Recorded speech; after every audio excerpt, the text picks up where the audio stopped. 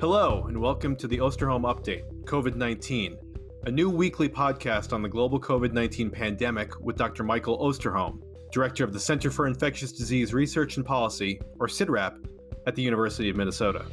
Dr. Osterholm is an internationally recognized medical detective with more than 45 years of experience investigating and researching infectious disease outbreaks. And since 2005, he has been warning of the potential for a global pandemic and emphasizing the critical need for pandemic preparedness.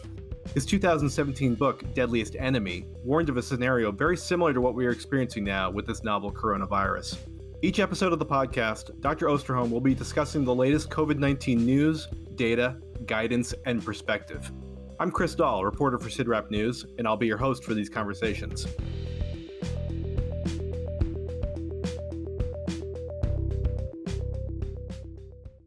Mike, it's been nearly 3 months since the first COVID-19 cases were reported in China, and now the epicenter of the outbreak has moved from China to Europe and the United States.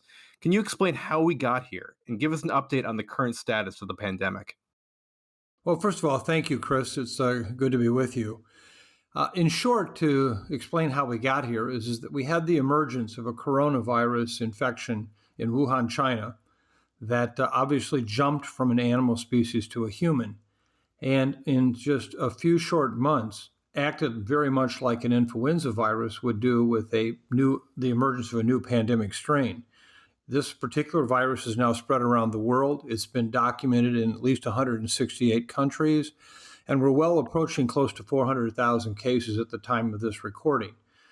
We know that there obviously have been many, many more cases than that, just that, again, to be called a case, one had to be tested and found to have evidence of the virus, which of course is just a small grab sample of the total number of people that have been affected worldwide. What's your assessment of the situation in the United States right now? Well, first of all, to really understand where we're at, it helps to go back and look where we've been. As I mentioned, we know that this virus emerged sometime in mid-November in the Wuhan region. And from that time until what would be really late December, this virus began to spread throughout the population. In retrospect, we now know that this virus has what we call an R0, or a likely reproductive number, meaning how many people does an average case infect, of about 2 to 2.5. To put that into perspective, regular influenza infects about 1.4 individuals, and pandemic influenza about 1.8. It took over the course of about 5 to 6 weeks for those numbers to double from 1 to 2, and then 5 days later 2 to 4, 5 days later 4 to 8, and until the numbers started to increase and getting into the hundreds, where by that time that tip of the iceberg, as we call it, of severe cases was enough to alert clinicians in the Wuhan area that something unusual was happening. This was not just influenza. Why is that important? Because if it took about 5 weeks or more in Wuhan before clinicians realized it was transmitting there, imagine this virus newly entering into a country somewhere else around the world where the same actual process takes place. And that what happens is once the virus is introduced, then it may circulate quietly in a sense before it's recognized by clinicians. And when that happens, then you start to see more and more people infected. And by the time someone detects it, meaning there's a sufficient number of cases that clinicians say, okay, something unusual here, it is already well seeded into the community. Think about the fact that the difference between a couple of generations may give you 50 or 60 cases, of which today we know roughly 80% appear to be mild to moderate illness, only 20% more severe, and only 5% of those really critically ill, needing intensive care medicine. And how many cases you would have to have before your community would recognize this problem? It may be many weeks. But once you do recognize it, by that time, you're doubling numbers of 1,000 to 2,000 to 4,000 to potentially 8,000. And that's the challenge we have today, is that by the time we pick it up in many communities, it already has really saturated into the area. And so when you ask about the status of what's happening in the United States today, we are just a microcosm of that same event that happened in Wuhan.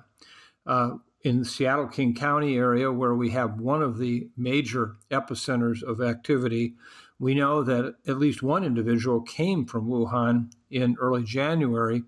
And although it was thought that the individual's contacts were all identified and followed up, we now know that someone may be infectious before they ever become ill. And there actually was ongoing virus transmission in the Seattle, King County area, literally from mid-January well into the end of February, when cases were first detected with enhanced testing capability. By the time they found it, it had already spread likely to many different people within that community. The same thing is surely the case in New York City, where today we are seeing the main epicenter in North America, and likely that virus has been there for at least 6 to 8 weeks, where we're now talking about doubling cases in the thousands. And so throughout the world, this is what's happened over and over again, whether it be Italy, whether it be Spain.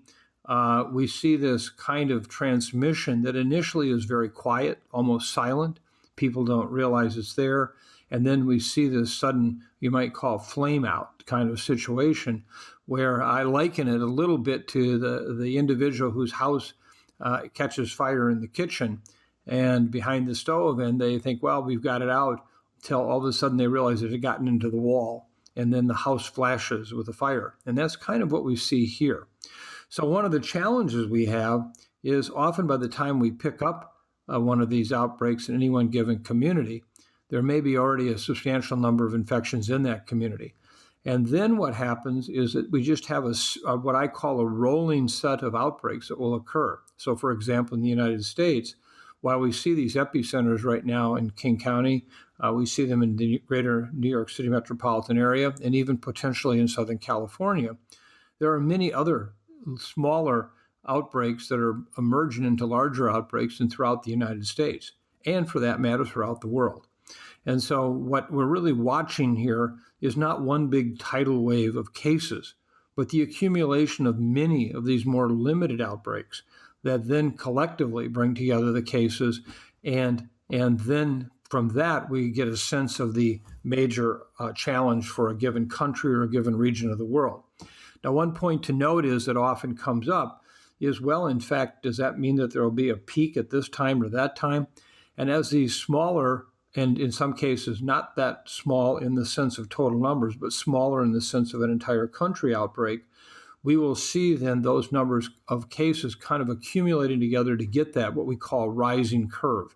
And of course, we'll talk more about this in a moment, but the goal that we all had is to keep that new number of cases flattened so that it doesn't keep increasing, and the implication that has for healthcare.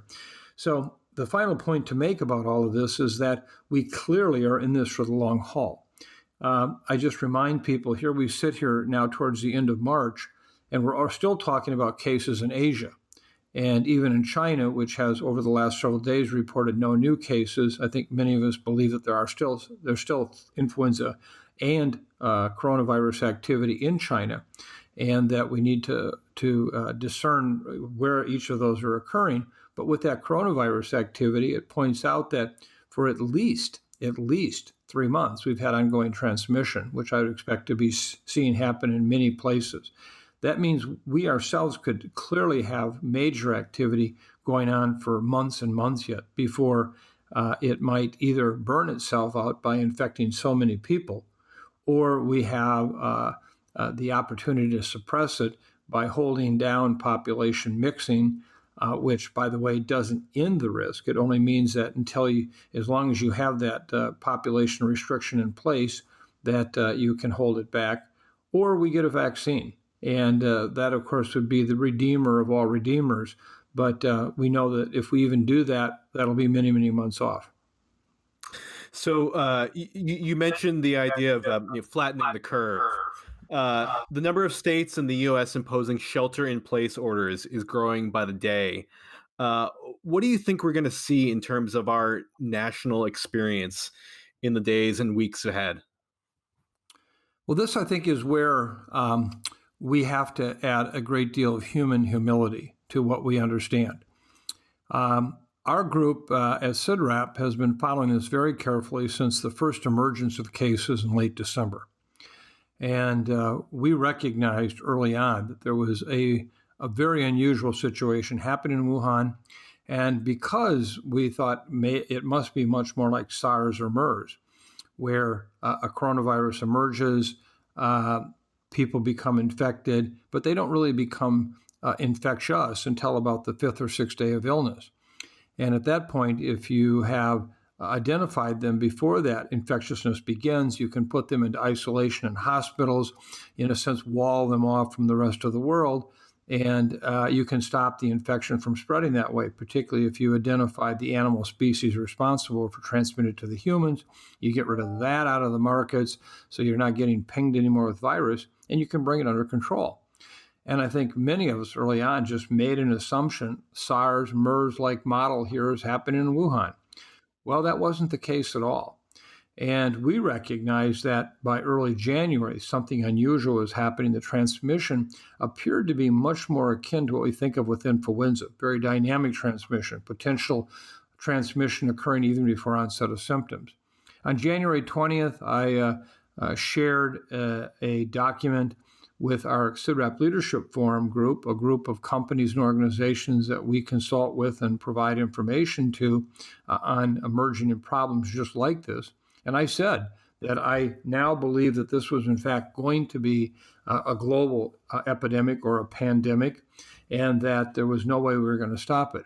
On February 3rd, we went so far as to say, based on this example I just gave you, about the time that it takes from the virus's first introduction until there's a sufficient number of cases to not only be detected clinically, but to kind of cause this very rapid increase in number of cases with doubling of very large numbers. And we said that it was very likely that we'd have a quiet month, and that despite the fact that people would say, well, it doesn't seem to be spreading, it would be.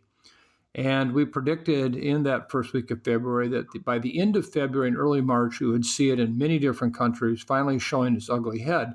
And in some places, that would actually present a very, very severe challenge with increased number of cases. Well, the virus arrived right on time. With increased testing available in a number of countries, including our own, we found it. And it did begin to act just like we thought.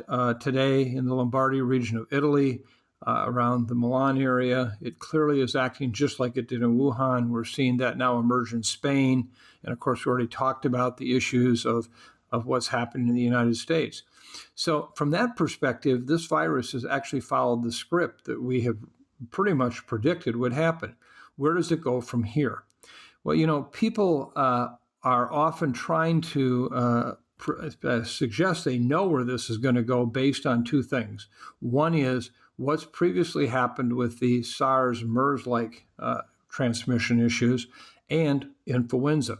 I already mentioned that this virus is being transmitted much like an influenza virus, very dynamic and very rapidly building up cases in a given area. One area, though, that we don't know is, will it have a seasonality to it, like we see with influenza? Let me remind the audience here that, number one, when you think of seasonal flu, think of it as a disease that does occur in the winters of the northern and southern hemispheres respectively, but it is transmitted year-round in the tropics, and oftentimes substantial transmission. In addition, if you look at the past 10 influenza pandemics that have occurred in the world dating back more than 250 years, 2 started in the winter, 3 started in the spring, 2 started in the summer, and 3 started in the fall. And when you look at where the peak activity occurred, it almost was always exclusively almost 6 months after the first emergence, such as in 2009 with the first emergence of H1N1. We saw the virus in mid to late February begin to spread throughout parts of Mexico. We picked it up here in the United States in early April. And we had that first early peak in the spring. And yes, we had that big second peak in the early fall. And the peak number of cases in North America occurred from mid-September to mid-October. Exactly warm months in terms of the potential for somehow the virus being altered in its transmission by weather. Didn't happen. And that was true for all the pandemics. On top of that, if you look at actual coronaviruses themselves, particularly those caused by SARS and MERS, SARS began in the fall, early winter of 2002 in the Guangdong province. By the time we recognized it outside of China, it was in early 2003, and it really took us several months to understand this issue about when one was most infectious and how best to control this, and such that it wasn't really until really in the later March, early April, we got a handle on that. And then once we understood how to control it, getting these people into isolation areas, we ended up eliminating the virus by the early part of June, as well as getting it out of the animal reservoir in the markets of the Guangdong province. Ended the case. Well, a lot of people interpreted that to mean summertime did it, and it wasn't the case at all. It was just how long it took. If we look at MERS, a disease that I have also been involved with investigating, having been in the Arabian Peninsula, that is a disease that continues to occur because the animal reservoir is camels, and we're not going to put down 1.7 million camels in the Arabian Peninsula. So what we've had to do is be very quick to respond to potential human cases. And again, the same process we used with SARS, quickly identify them, isolate them, and follow up on contacts. But notable here is these cases occur around all year round. I've been in Abu Dhabi when it was 110 degrees, and there was fine transmission going on at that point. So when you add this all up, no one can say that this is going to have a seasonal kind of picture to it. It might, but there's not a reason to think that it would. With that, I would say in the U.S., what's likely to happen is that we will have ongoing transmission right through the summer. There may be peak activity that can occur in a couple of months as more cases build up, possibly at that point have some respite in cases where they decrease and then have another big wave, a second one, or we may just have one big wave. Or, depending on what we do in terms of prevention, we may just suppress the virus transmission, keeping cases at a low constant level, but at a pretty significant cost to society in terms of really shutting down everything we know about our current way of life. And I don't think we can take that decision lightly, meaning that we don't want to not do it if we're protecting life, but at how much do we do before we ask ourselves, is this really accomplishing the suppression of cases by taking these activities? So I think where it's going to go in the United States right now is unclear. I have grave concerns in an op-ed piece I wrote in today's Washington Post with my co-author, Mark Olshaker. We talked about this very issue of what happens in terms of the long-term plan. And we don't have one. There is no one plan in the United States. Are we trying to suppress cases until we get a vaccine some 15 months later? Maybe more. Maybe we won't even get it. Are we trying to say, well, we can't stop this. We can't keep this kind of lockdown scenario ongoing for many, many months to come. So we kind of have to let it go and just let the cards fall where they may. Or is there some strategy in the middle, as I liken to say, kind of threading the needle with the rope, of trying to minimize the exposure to the most vulnerable people who are more likely to have severe disease and death, meaning those in their 50s, older, those with underlying health conditions. And if that be the case, then that would be another scenario where we might seek substantial transmission, but we keep it more in the younger age population where there have been very, very few deaths and serious illnesses. And that over time, these people are the ones that become immune, having gotten the infection. And in that immune status, they basically can be in the public. They can work in occupational areas where they might be exposed again and not be at risk of getting a secondary disease issue. People will often ask, well, do you know if you get actual immunity with this infection? And we don't have absolute proof, but there's actually emerging data looking at animal models. Just a study published at the end of last week showed that in macaque monkeys, that when they were challenged with the virus, they all became infected with the COVID-19 virus. But then they were re-challenged weeks later after they'd recovered. None of them got infected again, indicating that there had been ongoing protection after the initial infection. So I think the real question we have today is who's in charge of all of this? Meaning, is this the federal government? Is it the White House? What's our plan? We don't have one. Are we going to leave this to 50 different state governors, all who I believe have acted out of courage? They've doing it because of grave concern for the safety of their respective states, and it's really a challenge to ask ourselves, should we be having 50 different state governors making decisions about science-based and policy-based issues, or should we try to provide national leadership to get us through this? And obviously, I think the audience here can figure out where I come down on that. In the op-ed piece I wrote in the Washington Post, I was very clear that we needed a very strong federal presence, but right now that's absent relative to planning for this area. And I can't imagine a more important thing the government can do right now than provide that kind of leadership. Given the absence of a unified strategy at this point, what do you think are going to be some important elements of threading the needle? Is it going to be more testing? Is it going to be kind of rolling shutdowns? What's that going to look like? Well, first of all, we just have to be honest about what we know and don't know. We can't have happy talk, and we have far too much of that right now. What little accomplishment here, this accomplishment there. I don't want to minimize that. And I don't want to find us losing sight of what these numbers mean. In each instance, these numbers are a person. There's someone who has been severely ill or even died. Their loved ones, their family members. So we can't minimize that. But we also have to be honest and say, what do we know and not know?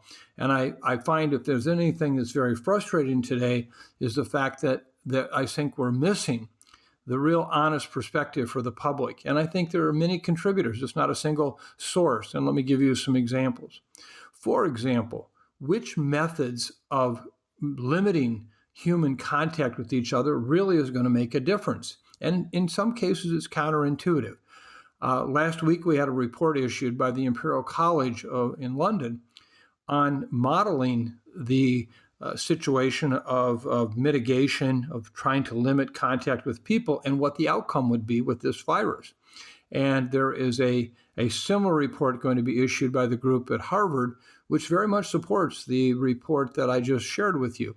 And in that report, the authors concluded the following. One is that certain events likely have very little impact on whether or not the virus spreads. And one of them, which is counterintuitive to most people, are crowds. And why is that? You say, well, that just doesn't make sense.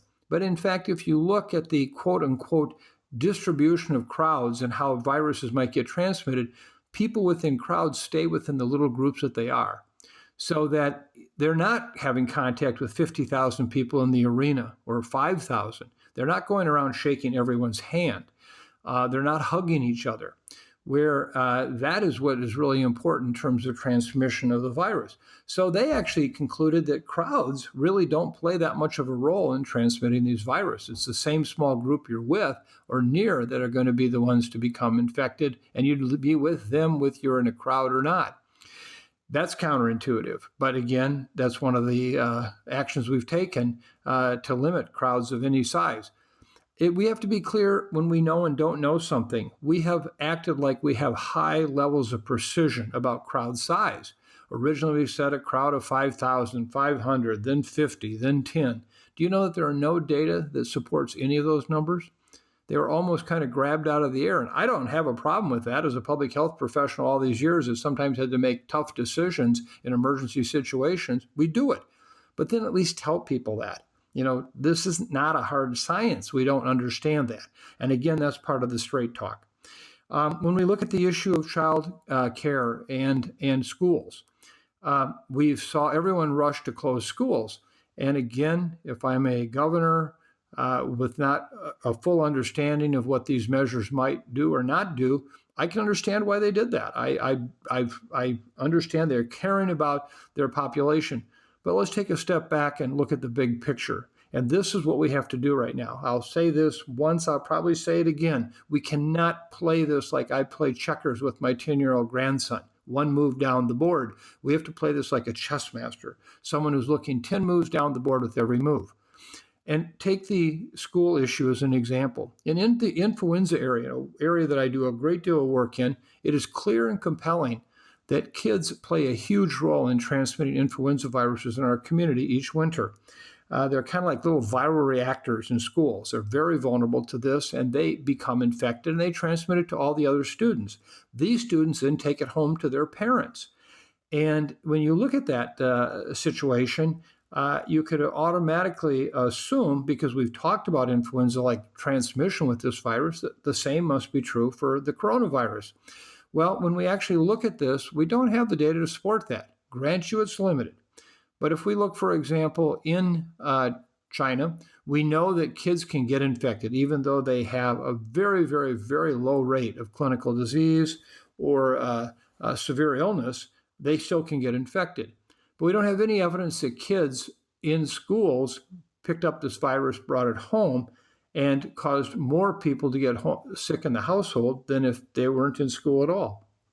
Another example of that is what happened in Singapore and Hong Kong, two areas that have used similar control methods that had a very high level of success in containing the virus initially. As I mentioned earlier, it's more challenging now for them. But in doing that, they found similar results. In Hong Kong where they closed schools, in Singapore where they didn't.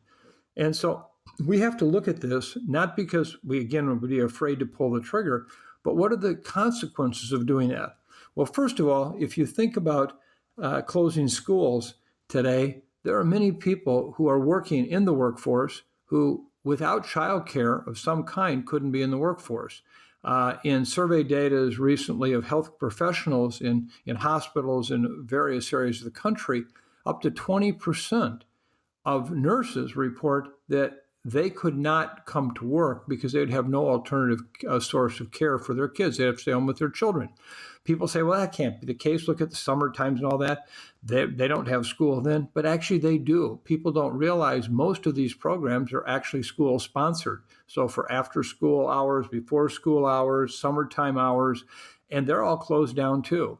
So now we have created a really major issue with losing up to 20% of nurses. I can tell you with certainty that is costing human lives. We already are having a large issue with the number of healthcare professionals that are providing care to the ever-growing number of patients in these hospitals. So why lose 20% of the workers that are key to keeping these hospitals running? In addition to that, we know that if you have emergency childcare needs and you can't find another source, who do we call? Grandparents, if they're in the area. Well, these are the very people right now we're talking about trying to protect. You know, for the duration of this time period, these are the people that we would say, let's try to get them through this time without getting infected so that we can get them closer to having a vaccine one day and not having to get infected and end up becoming major challenges with our healthcare system for the system as well as for their own health. So there's just an example. We have to really think these kinds of events through to figure out what we're going to do. So within that context, we'd want to know what's going to work and what's not going to work. And in this model that I just mentioned from the Imperial College, they found that in a sense, the contact tracing, the early identification by testing was going to have the most impact. And it was going to suppress cases as much as anything would. Now, I'm going to mention in a moment why I don't think that's applicable anymore, but it does point out that without that kind of constant pressure, we don't have any really reasonable chance to think that we're going to stop this virus transmission. People will comment about the Chinese and their work there, and I think it's been amazing what they've done. I don't believe that the kind of draconian autocratic methods they used of literally jailing people in their houses for many, many weeks would ever fly here. And short of that, they were not able to draw down the infections in China. And so I look at it here and say, well, we aren't going to prevent it without these severe movement restrictions. Do we want to live in a country? Can we live in a country for the next 18 months or more under those conditions? Who will get us our food? Who will make sure that we have public safety? Who will make sure we have running water and lights? And I think when you look at all of that, that's going to be a big challenge. So we have to look much more carefully at that, with the idea that, in my mind, our goal should be keeping as many people as possible from getting severe illness and flooding our healthcare system. Another area that we have a real challenge with today is the concept of testing. Testing today has become a very desired activity where I want to know my status. And I understand intuitively why people would say that. We've had politicians, we've had media that have pressed very, very heavy to get testing done. Well, one of the things we're going to have to realize is that all this testing we've promised is about to fall far, far short of what anybody has suggested would be available. Why? Because even though commercial testing is coming up today, the reagents we need to actually run these tests are in very short supply, and we're running out. And so I believe in 2 to 3 weeks, we're going to start seeing major shortages of any kind of testing at all. We already have states in this country where they can't do testing using the public health labs because they've run out of reagents, and that's happening every day more and more often in labs around the country. Even the commercial labs have now warning that they may have real challenges. Where does this reagent come from? In many cases, it comes from China, which has been under a basic lockdown. And from a manufacturing standpoint, that's a real challenge. So we have to rethink this, because in a few short weeks, all these proponents of widespread testing are going to find themselves no testing. And then the public is going to go through another whipsaw where basically, wait a minute, 1 minute testing was everything, the next minute I can't do it. And if we don't tell people this now, this is part of the straight talk, and explain to them, we'll get through this. We did in 1918. We didn't have any kind of test back then for the flu virus. It's going to be more complicated, much more complicated, but we're going to do it. And this is where we, again, have to play this like a chess master. We are not seeing our leaders think about that. They're not at all attuned to the fact that testing will soon implode. In fact, I keep hearing them talking about the more testing we have, the better it will be. Remember, the whole world wants to test right now. The reagents of the world are going to be grossly inadequate to handle that. A last piece I would add that I think has been also a really important issue that's not been addressed has been what this infection does in healthcare. Yesterday, the Italians reported more than 5,000 Italian healthcare workers who were infected as part of their jobs on the job. Things were so bad there and are so bad there that they don't have respiratory protection. They've run out. They don't have the N95 respirators they need. And such that if you have COVID infection yourself and you are well enough to at least work, meaning you still may have signs and symptoms, coughing, you have to come to work because they're that short of staff. One who, first of all, were caring for so many patients, but second of all, got infected themselves and now go from being a caregiver to somebody who needs care, which is a huge switch. And when this occurs in particular in the staff in the intensive care units, this is a huge, huge issue. This is like taking out a special forces person. They can't be replaced by just any private or any sergeant. They need to basically be replaced by somebody with an equivalent expertise, and that doesn't exist. So we've got to protect our healthcare workers, both from an ethical standpoint, but also very much from a practical standpoint. If we don't have protected healthcare workers, I guarantee you the major increase in cases coming into health facilities needing care will overrun the systems overnight. And one last thing around this issue with respiratory protection.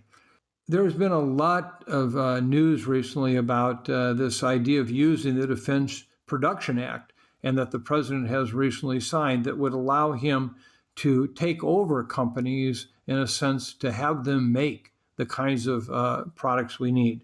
Look no further than just the N95 respirator, something we desperately need to protect our healthcare workers. Number one is that no one stockpiled these before this event. Hospitals didn't have the money. I wrote a piece in 2005 about our lack of preparedness, and frankly, we were better prepared back then for what's happening than we are now. And the reason being is because of the fact that hospitals had more capacity. We hadn't whittled it down to the bone yet. They actually did stockpile some of these things, and they had the money to do that. That's not the case now. And so, first of all, you don't have any stockpiles. Second of all, you're just coming off an influenza season where there was an increased use of this personal protection equipment, or PPE. Third of all, the whole world's needed it. So it's not just the fact that one part of the world, due to a tsunami-like disaster, earthquake-like disaster, a hurricane, where the use can be very, very high in a given region. This has been high use throughout the world.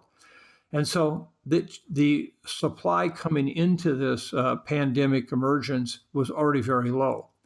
Well, we do have companies who have spent many years making these respirators with great expertise. They have very unique machines that just can't put together anywhere else. I've heard people say, well, let's have the car manufacturers do this. I've actually talked to automobile executives who say, why would anybody think we could do this? First of all, we don't really make anything. We assemble everything. We buy parts. We buy the kinds of things we assemble. Second of all, making a widget on a machine is very different than making a ventilator or a mask.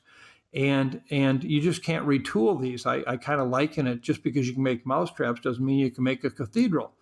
And as a result of that, we can't change the production we have in the time period it's going to take. When the U.S. Pacific Fleet was destroyed at Pearl Harbor, it took our country, despite a war footing, over 3 years before we could restore that fleet. Well, we're not going to restore this here. As a former Secretary of Defense once said, when you go to war, you can't go with what you want, you got to go with what you have. And this is what we have right now. And let me just give you an example of why this is such a challenge. It's already been publicly stated by 3M, a company right here in Minnesota, a leader in production of N95s with great expertise, that they can produce about 35 million respirators a month in this country. And when you look at that, that sounds like a lot. One hospital in New York alone, one large hospital, is using about 2 million N95s a month right now. You can see how quickly these will be exhausted. And the U.S. government has such a limited strategic stockpile, which frankly is going to be exhausted in days. So we have to gear up as a country and say, you know what, we're not going to have these. We're going to have to figure out how to ration these, how to conserve them. How can we be creative? For example, today we're using a lot of PPE, taking samples from people, because when you stick a swab down someone's throat, they'll often cough. And if they're sick, this is a significant issue. But you know what? There are really well done studies showing that patients can take their own throat swabs with the same efficiency and effectiveness as a professional. So put a patient in a room, have them take their own, and then hand them to someone who's not right in front of them as they cough. There are many creative things. Instead of having 14 patients in 14 different isolation rooms, put all 14 COVID patients in one ward and wall that off and make sure from an engineering standpoint that the air from that ward is not being recirculated into the hospital, and then have one set of PPE you use in that room for hours and hours instead of taking it on and taking it off every time you go in a room. So we need to start working very, very much on that. But we've got to get off the idea that somehow if the government takes over these companies, we're going to suddenly have this new supply of materials, which is just not going to happen. That, again, is what I call happy talk. It gives people a sense of something that's not possible. I've seen no company that could do more to make sure that they're manufacturing, whether it be ventilators, whether it be respirators for breathing, whatever, that aren't doing that right now. And so let's just get on with it, how we're going to protect our healthcare workers as much as we can, and know that this is going to be a huge challenge. So when you ask me about where we're going, what the conditions are right now, I think 2 to 4 weeks from now, we're going to see the case numbers continue to climb something fierce in this country. I think we're going to run into testing, which is going to cause a great crisis in confidence about what we've been saying, which we could start to deal with now, forecast this now. We're going to see major shortages of PPE for workers. Don't be surprised by that. And as somebody who has loved ones in the healthcare centers that will be impacted by this, I care. As somebody who has 5 kids in schools, I care what happens there. So also we have to assume that people who are trying to make the decisions about what will have the most impact, what won't, what should we do, what can we do, have to be taken at face value. They're doing it for the very best reasons they can from a science standpoint. And if we, lighten up on some of the various restrictions, don't do it because we're just trying to favor business. We're trying to bring back the economy. What we're trying to do is keep an economy going that we desperately need every day just to keep the lights on, the water running, the medicines flowing, the food in our houses. That's what we're talking about. So this is the challenge I think we see over the upcoming days. And last but not least, we just need straight talk.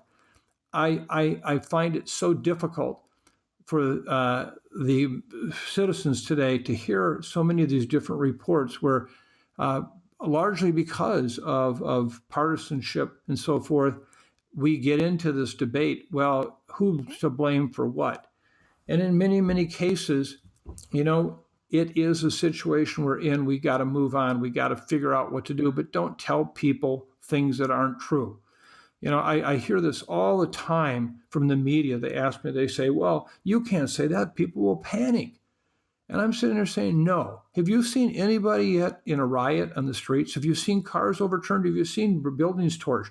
Have you seen people hurt? Have you even seen a fist fight, let alone a knife fight or a gun shooting in a department store where somebody grabbed the last roll of toilet paper ahead of somebody else? No. But people are legitimately scared, and they should be. I understand that. And what we need to do is not only address their heads, we have to address their hearts. And one of the ways of doing that is just be honest. I have found on all my years and all my experience that if you tell people the truth, even if it's hard, they will listen, they will process it, they will, with our help, get through it. But where they don't want to go is in that kind of, it's a low-risk situation, and 2 weeks later we're in a state of war. That's when they lose credibility. We lose credibility as a public health community, as people who lead, and we've got to give them that. So if I could say anything in this particular podcast, it's, I think, really important.